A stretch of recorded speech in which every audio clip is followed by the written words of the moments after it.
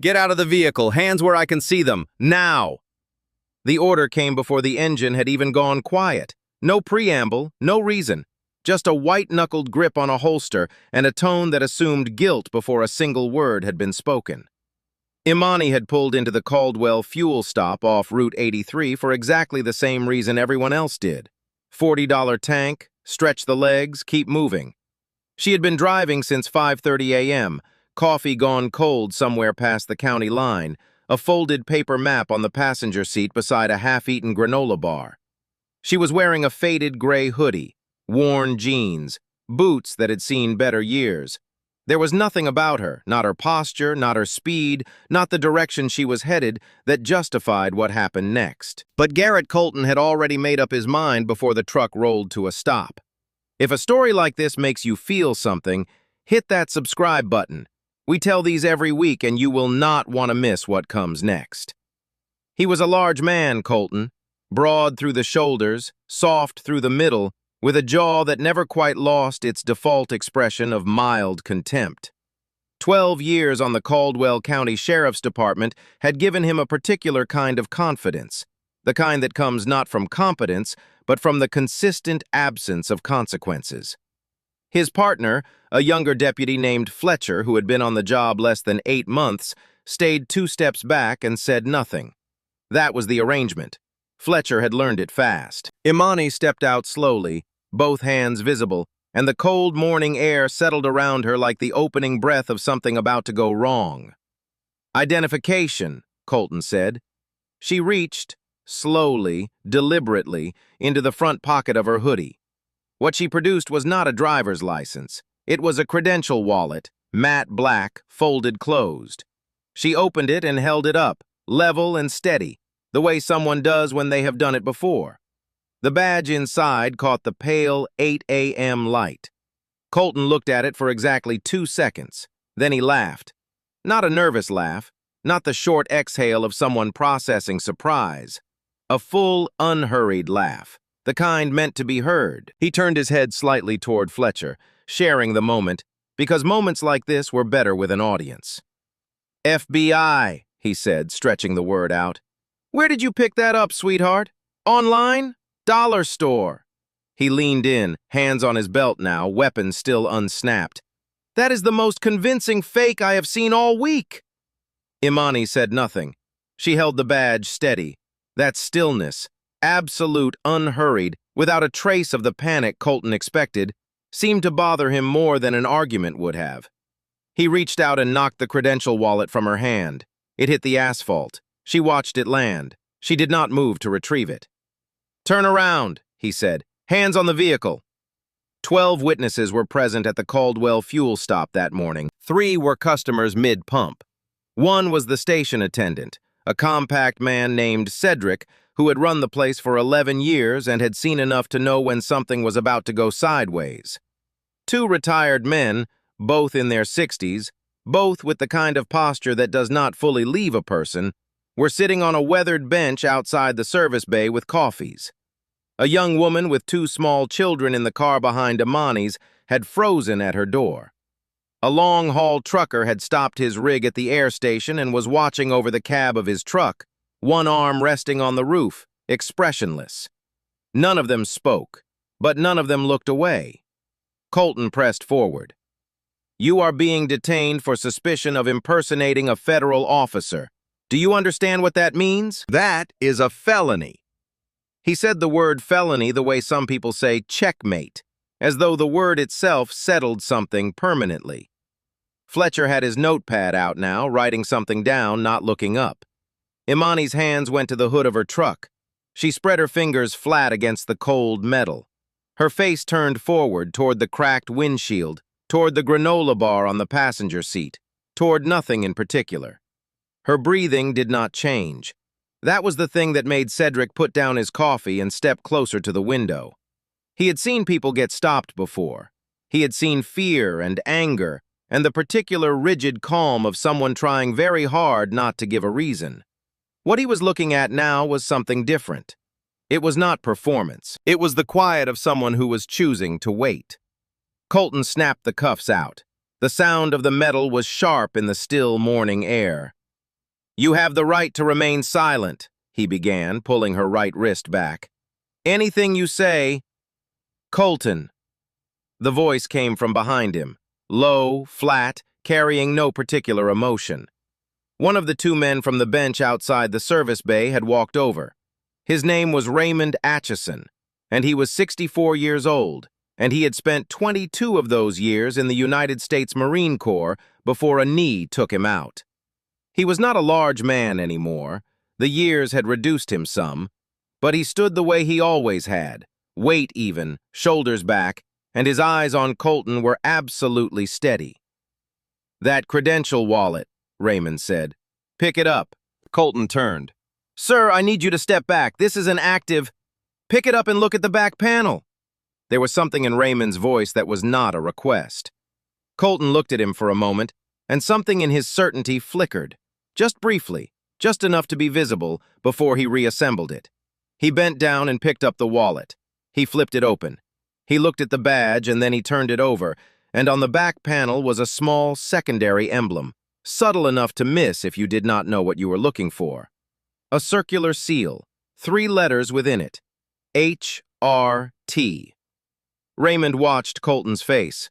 "Hostage rescue team," he said, and the words were very quiet. "That is not a field badge. That is a tactical credential. You cannot buy that anywhere." The morning held its breath. Colton snapped the wallet shut. "This could still be fabricated," he said, but the words still had entered his voice at a place where it had not been a moment ago. He turned back to Imani. "Who is your supervising agent? Give me a name and a field office and we verify it right now." Imani, hands still flat on the hood of her truck, turned her head slightly. She looked at Colton the way a person looks at a clock, noting the time, recording it, moving on. "My supervising agent's direct line is printed on the back of that credential," she said. Her voice was even, no heat in it, no fear, just information, delivered with the precision of someone who had already calculated where this was going. Colton looked at the back of the wallet again. There was a number there, printed in small block text beneath the seal. His jaw tightened. He handed the wallet to Fletcher without looking at him. "Run it," he said. Fletcher stepped away toward the cruiser. The next 4 minutes were the slowest 4 minutes the Caldwell fuel stop had experienced in recent memory. The trucker had not moved.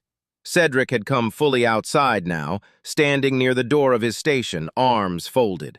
The woman with the 2 children had her phone raised. Not filming, not yet, just ready. Raymond's companion, an older man named Otis, had walked over as well, and the 2 of them stood side by side without speaking, present in the way that veterans tend to be present when something has gone wrong and no one in authority is fixing it yet.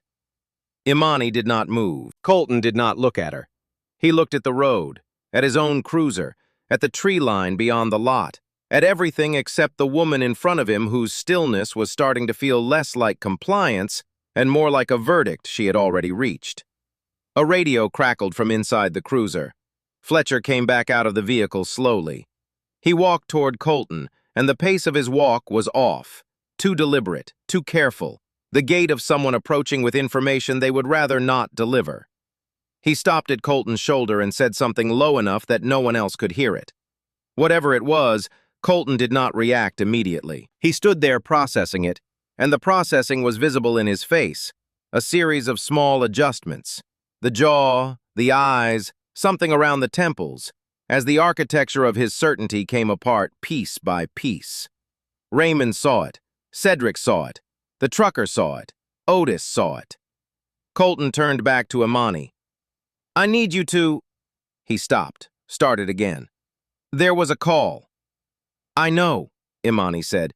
The dispatch from the State Bureau—" "I know." She turned around from the hood of her truck, and she held out her wrists, not in surrender, but in a kind of quiet punctuation. And Colton, who had never in 12 years been the man standing at the wrong end of something like this, looked down at the handcuffs in his hands and appeared to briefly not know what to do with them. Imani reached out and took them from him. Not forcefully, not with drama. She simply lifted them from his grip, folded them closed, and set them on the hood of her truck with a small, definitive click. The radio in the cruiser was going again, this time louder. The voice on the line was not from local dispatch. It was the supervisory special agent on duty at the San Antonio field office of the Federal Bureau of Investigation, and his tone had the compressed, controlled quality of someone managing the beginning of a significant problem. He identified Colton by name and badge number. He confirmed the credential. He used the words active federal investigation and unauthorized interference and you will stand down immediately. And every word of it was clearly audible in the still morning air because Fletcher had left the cruiser door open. Colton stood in the center of the parking lot with his thumbs hooked in his belt and nowhere left to go. Raymond looked at Otis. Otis looked at the trucker. The trucker finally lowered his arm from the roof of his cab, and something in the set of his shoulders, a long-held tension finally released, said everything. Imani picked up her credential wallet from where Colton had left it on the hood of the truck. She turned it over once in her hands, checking it without hurry, and then she slipped it back into the front pocket of her hoodie. She looked at Colton for the first time since he had snapped the cuffs out, and the look on her face was not anger. It was something quieter and more final than anger. It was the expression of someone who had already processed the event, recorded it, and moved past it, while the person who had caused it was only now beginning to understand what had happened. Agent Simone Achebe is 15 minutes out, she said. She was not speaking to Colton. She was speaking to Fletcher, who was still standing by the cruiser with the radio in his hand, and the look of a man quietly calculating the distance between this moment and the next 10 years of his career. She will want to speak with both of you. Fletcher nodded. It was a very small nod. Colton said nothing. Imani walked to the passenger side of her truck, opened the door, and retrieved the granola bar from the seat. She ate it standing beside the vehicle, looking out at Route 83, at the flat Texas morning, at the trucks moving steady in both directions, unbothered, unhurried, carrying their freight toward wherever it needed to go. Raymond came to stand near her. He did not say anything for a moment. When he spoke, he kept his voice low, the way a person does when they are not looking for an audience but still want to be heard. 22 years in the Corps, he said. I can always tell. Imani glanced at him sideways. The corner of her mouth moved. Almost nothing, barely a shift in expression, but there. What gave it away? She asked. Raymond considered. You put your hands on the hood before he even told you to. She was quiet for a moment, chewing, then, good eye. Raymond nodded and walked back toward the bench. The Caldwell fuel stop had returned to a version of its ordinary morning, but the air in it had changed. A charge in it, the particular residue of something that cannot be unseen. Cedric had gone back inside to his register, but through the glass, Imani could see him watching. The woman with the 2 children had her window down now, the younger one pressed against it, staring with the direct, unfiltered curiosity of a child who did not yet know to look away. Colton was still standing in the lot. The 14 minutes between Imani's arrival at the Caldwell fuel stop and the moment the black government-plated SUV turned off Route 83 would later be reconstructed in detail, in formal reports, in departmental review, and in the kind of conversation that begins quietly in a break room and does not stay quiet. Within those 14 minutes, a 12-year career had detonated. The shrapnel was still settling. Agent Simone Achebe stepped out of the SUV while it was still rocking on its suspension. She was a compact woman in a dark field jacket, moving with the focused economy of someone who had been briefed in transit and arrived already decided. She did not look at the fuel station or the assembled witnesses or the flat Texas sky. She looked at Imani first, a quick professional inventory checking for damage, and then she looked at Colton, and the look lasted considerably longer. Deputy Colton, she said. Her voice had the measured quality of someone who was choosing each word not for impact, but for precision. My office received a priority alert at 8:14 a.m. regarding interference with an active federal surveillance operation. That operation has been running for 11 weeks. The subject we have been tracking moved through this corridor at 7:50 a.m.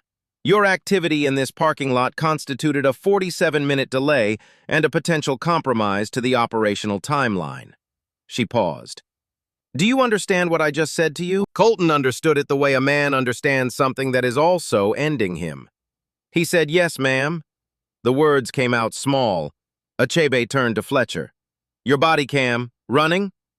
Fletcher touched the device on his chest. "Yes, ma'am." "I will need the footage logged and transmitted to my office within the hour. Chain of custody. Do not transfer it through local systems." She looked at him steadily. "That means I am asking you personally, not your department. Do you understand the distinction?" "Yes, ma'am." Imani had finished the granola bar. She folded the wrapper carefully and put it in her jacket pocket, and she came to stand beside Achebe, and the two of them exchanged a brief, wordless conversation in the way that people do when they have worked together long enough to carry whole paragraphs in a glance. What passed between them in that moment was not visible to anyone else in the parking lot. It was not meant to be. The radio in Colton's cruiser had gone quiet. Raymond, from the bench outside the service bay, watched the two women. Beside him, Otis had his coffee again, but was not drinking it. The trucker had climbed back into his cab, but the engine was not running. Cedric was outside again, and if anyone had thought to look at the small security camera mounted above the fuel stop's entrance, they would have seen its red indicator light still blinking steadily, recording, as it had been recording since before any of this began. "Deputy Colton," Achebe said. She had a folded document in her hand now, which she extended toward him. "This is a federal notification of interference with an active investigation. You are required to sign and date it. It does not constitute an admission of wrongdoing on your part. It constitutes acknowledgement of receipt." She waited. "Your signature, please." Colton took the document. His hand was steady, at least. He found the line, and he signed it, and he handed it back. Achebe took it without looking at it, folded it once, and placed it inside her jacket. "We will be in touch with your department," she said. "You are not to discuss the contents of this stop, this interaction, or this individual." She nodded toward Imani without looking at her. "With anyone until you have been formally debriefed by my office. That includes your supervisor, your partner, and your spouse." She let the instructions settle. "Is that understood?" "Yes, ma'am." Achebe looked at him for another moment, not unkindly, but without a trace of softness either, and then she turned away, dismissing him the way the tide dismisses the shore. She walked to where Imani stood and said something very quietly that no one else could hear, and Imani listened and nodded once, and the two of them walked toward the SUV with the easy coordination of people who had learned each other's stride over a long stretch of shared work. Colton stood in the parking lot with the morning sun on his back and the signed document already gone from his hands, and the slow, expanding awareness of what 12 years had amounted to settling around him like weather. Fletcher came to stand beside him after a while. Neither of them spoke for a moment. "I tried to tell you," Fletcher said finally. He said it quietly, without satisfaction, without malice, just as a fact. Colton said nothing. The SUV pulled out of the Caldwell fuel stop and turned back onto Route 83, moving west, steady and unhurried, disappearing into the flat Texas distance the way a lot of things disappear, completely and without looking back. Raymond drank the last of his coffee, cold by now, but he finished it. 50 years I've been watching this kind of thing," Otis said beside him. Raymond set the cup down. "Some people never learn to read a room." "Some people," Otis said, "can't afford to." They sat with that for a while. Inside the fuel station, Cedric unlocked the safe under his register and pulled out the external hard drive that mirrored the security camera feed. He had replaced the factory model 2 years ago with a system that backed up to a secondary drive every 6 minutes. He looked at the device in his hand for a moment, thinking. Then he put it in his jacket pocket and went back to work. The granola bar wrapper was still in Imani's pocket, out on Route 83, heading west at a steady 65 miles per hour, toward a destination that had nothing to do with the Caldwell fuel stop, and everything to do with what was waiting at the end of 11 weeks of work.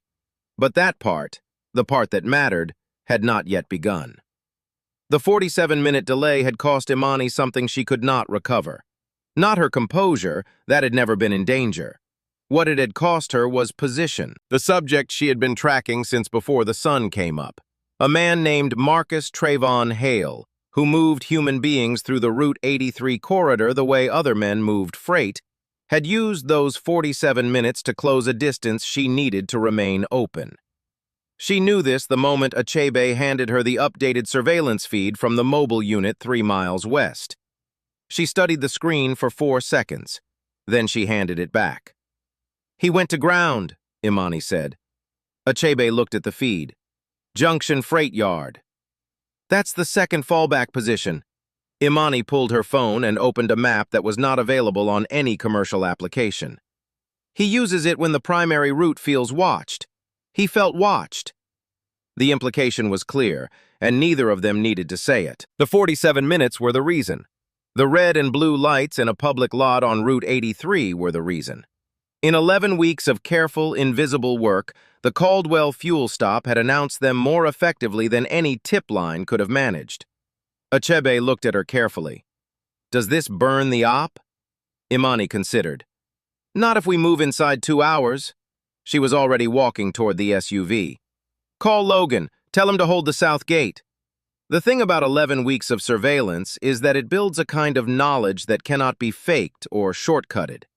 Imani had driven every road in a 40-mile radius of the Route 83 corridor so many times that the turns had become automatic, her hands moving before her eyes registered the sign. She knew which parking areas had working cameras and which ones were dark. She knew that the Junction Freight Yard had a gap in its perimeter fence on the northeast corner where the drainage culvert ran under the chain link, a gap that Hale's people used for access and that Imani had documented with photographs on a Tuesday morning 3 weeks ago while wearing a county utilities vest and carrying a clipboard. She also knew, in the way that matters most in field operations, that this kind of work had a texture to it, a feel, and that the feel of the last 2 hours had changed. Something had shifted at the Caldwell fuel stop that extended beyond the operational delay. Something had been seen. Back at the fuel stop, Deputy Garrett Colton was still in the parking lot when the Caldwell County Sheriff, a compact and unhurried man named Isaac Holloway, pulled in. Holloway was 61 years old, measured in his movements, and wore an expression that suggested he had been briefly awakened by a phone call he had not enjoyed receiving. He parked, stepped out, and looked at Colton for a long moment before he said anything. "Tell me," he said, "that the federal agent confirmed her credentials before you put the cuffs on." Colton said nothing. Holloway turned and looked at the empty space where the government SUV had been parked, as if hoping to find some alternative version of the morning there. He did not find one. He looked at Fletcher, who was standing near the cruiser with the careful stillness of a man who has understood something irrevocable. "I want your body cam footage on my desk inside 1 hour. Full chain of custody, no breaks in the log." Fletcher nodded and got into the cruiser. Holloway turned back to Colton. He spoke quietly, without anger, which was somehow worse. "Garrett, in 23 years I have asked 2 things of the people in this department. Do the job right, and do not create problems that cannot be contained." He paused. "You have created a problem this morning that I am not certain can be contained."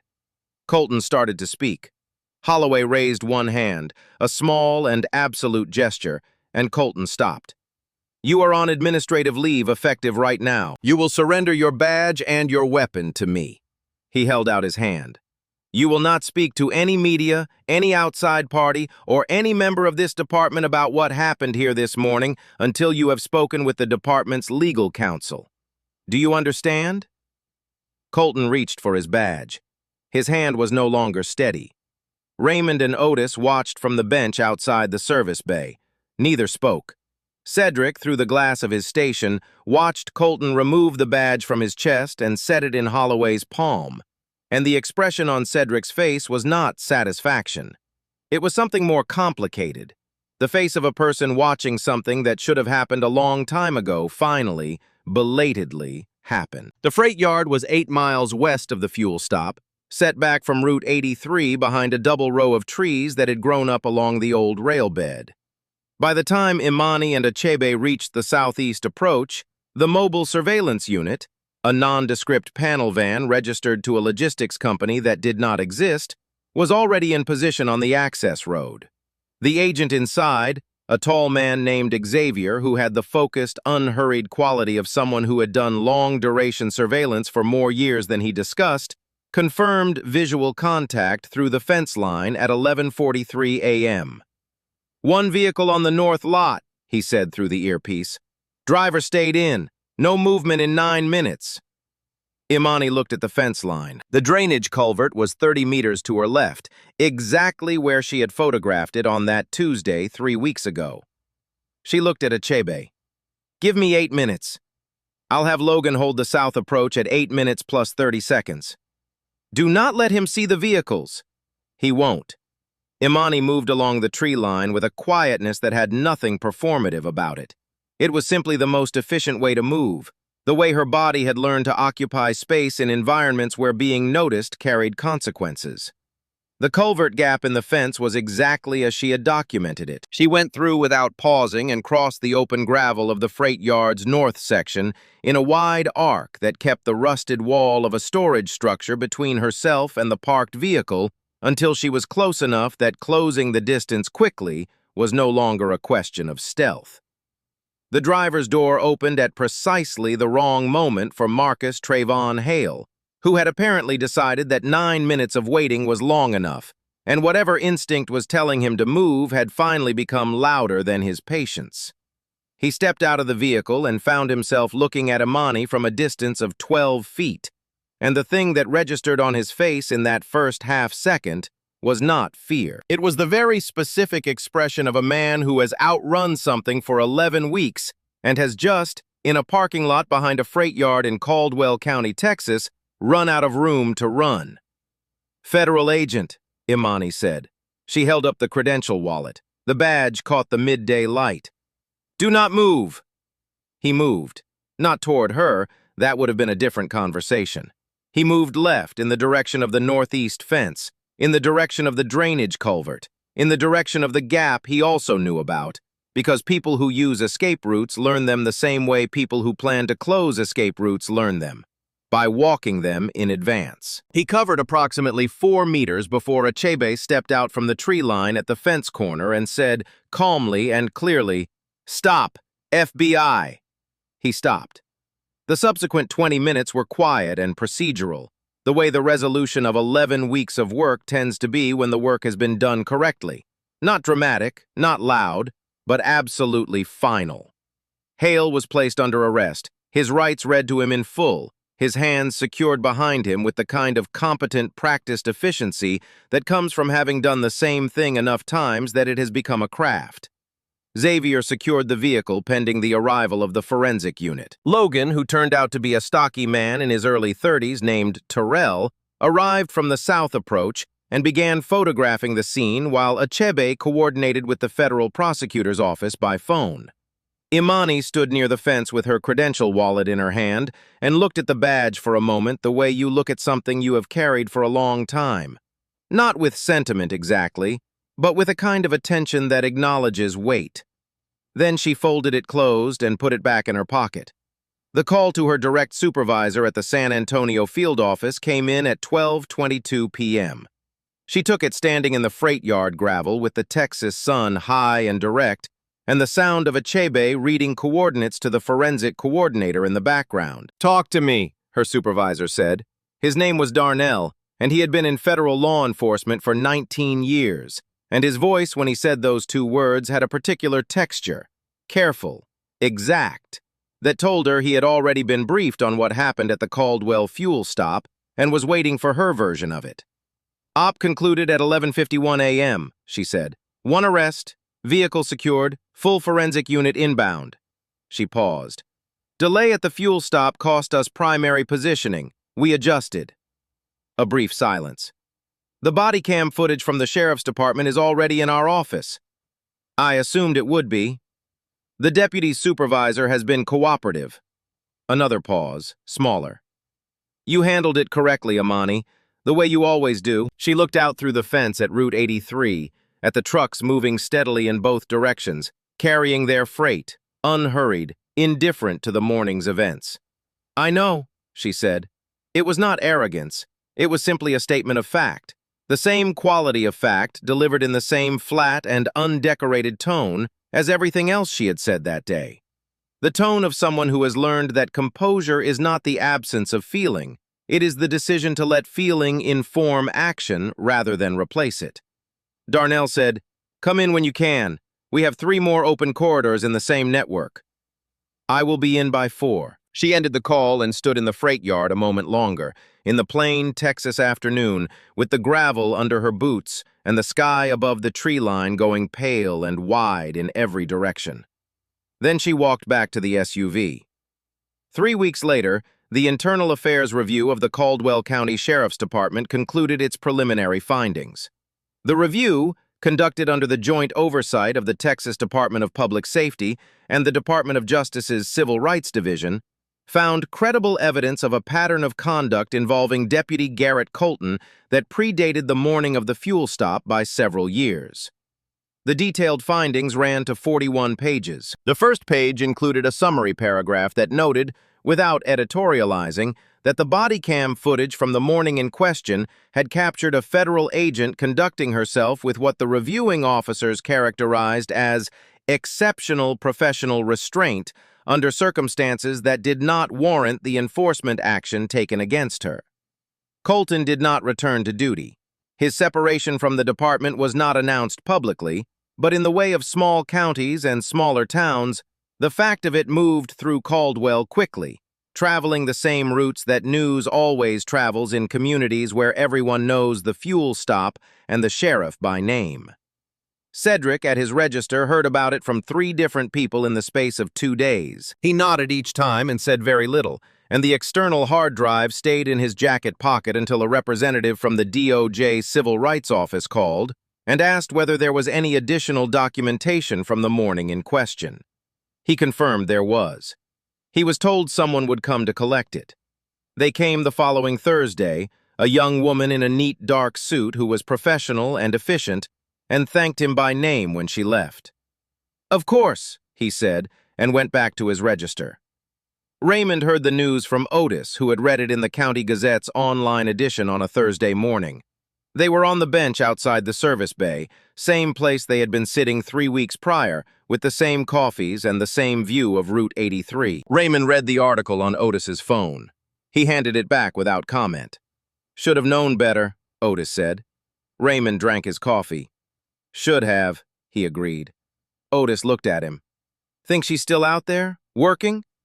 Raymond looked at the road, at the trucks going west, at the flat horizon where everything eventually disappeared. "She never stopped," he said. He was right.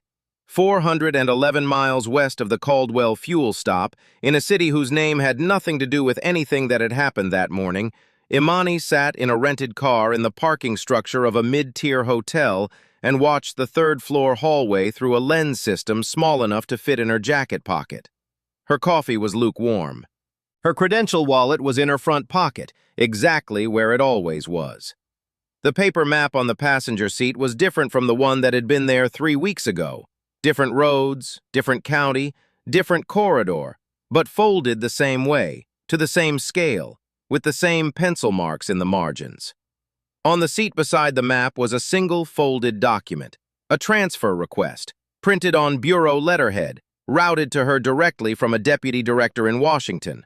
It was a promotion, a significant one, the kind that comes with an office and a title, and a reduction in field exposure that the Bureau considered appropriate for someone at her level.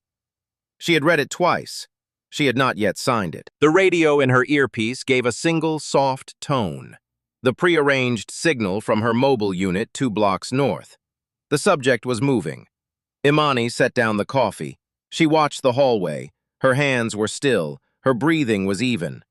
The folding transfer request sat undisturbed on the seat beside the paper map, and the question it represented, desk or field, title or work, recognition or purpose, stayed there too, patient and unresolved, waiting for a moment that had not yet arrived.